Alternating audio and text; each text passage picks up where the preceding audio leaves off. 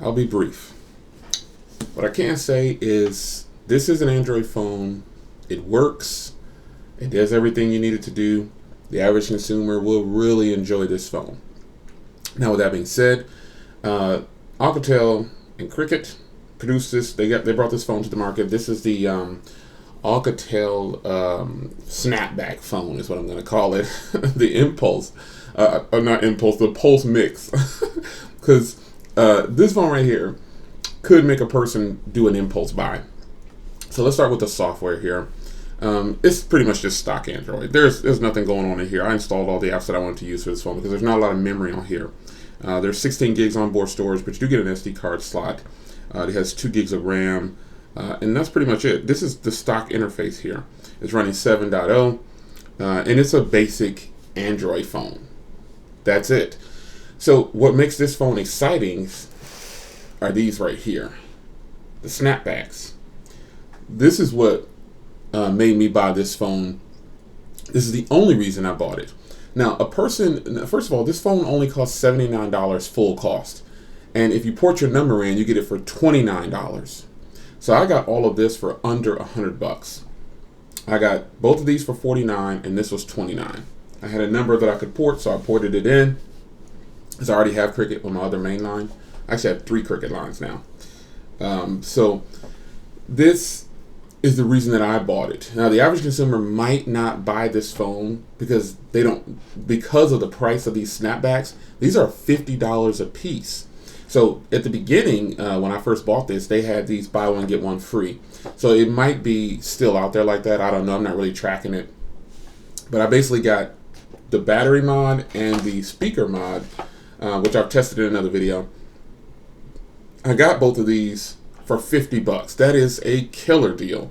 Now, the average consumer might still say that's a horrible deal because it's $50 and the phone costs $29 or $79. But I would tell the average consumer, if you're going to get this phone and you don't want to spend, if you don't want to buy a snapback or both, buy the battery mod. Buy this battery mod. I box up things when I'm not using them. I like to keep everything in pristine condition. But I've tested this battery mod since I had the phone, and so I was like, I have to test it without the battery mod, because the battery mod makes me use this phone for about 4 days. The battery just doesn't move. That's a 3100 milliamp hour battery, and this 2800 in the phone. Now, seeing as though this is a 720p display and it's 5.2 inches, it is in its stock Android pretty much. There is not much going on with this phone. You know, there's not a lot of things that's bogging it down, and I have the apps on there, my social media and stuff that I use on all my phones. This battery is good. Even without that battery mod, this is a good battery. I've probably been on this same charge for a couple of days now. But with the battery mod, I can go at least 4 days of use on here with this, and you can pull down at least 6 hours of screen on time. At least 6 hours of screen on time.